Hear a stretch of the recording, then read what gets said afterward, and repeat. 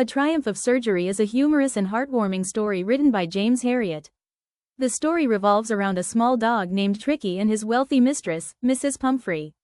Through this story, the author highlights the harmful effects of overfeeding pets and shows how proper care, exercise, and discipline are essential for good health.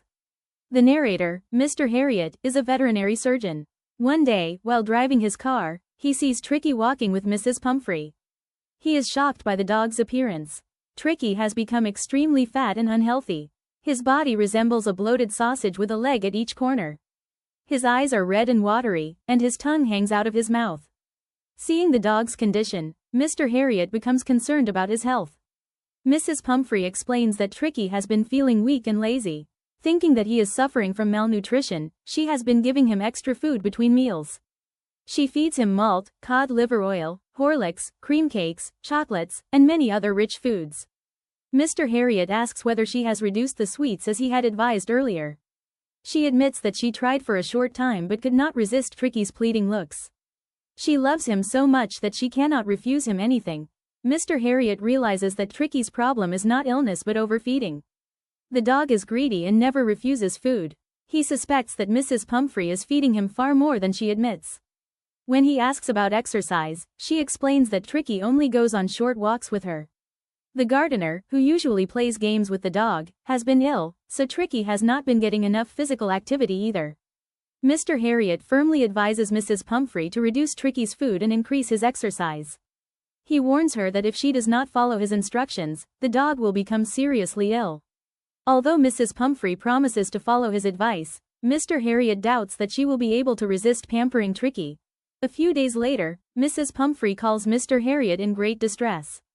Tricky has stopped eating, refuses even his favorite foods, and suffers from vomiting. He spends all his time lying on a rug, panting heavily, and shows no interest in walks or play. Mr. Herriot decides that the only way to cure Tricky is to take him away from home. He suggests hospitalizing the dog for about 2 weeks so that he can observe and treat him properly. Mrs. Pumphrey is heartbroken at the thought of being separated from Tricky. She fears that he will pine away without her. However, Mr. Herriot insists that it is necessary to save the dog's life. He wraps Tricky in a blanket and takes him to the surgery. Before leaving, the household staff brings all of Tricky's belongings, including beds, cushions, toys, bowls, and coats. The scene is very emotional, with everyone in tears as Tricky departs. At the surgery, Tricky is placed among the other dogs. He appears weak and uninterested at first. Mr. Herriot gives him no food for 2 days, only plenty of water. This simple treatment begins to work. By the 3rd day, Tricky starts showing interest in his surroundings and becomes curious about the other dogs. Soon, Tricky joins the group of dogs in the yard. They inspect him and then accept him into their company. At feeding time, Tricky watches the other dogs eagerly eating their food.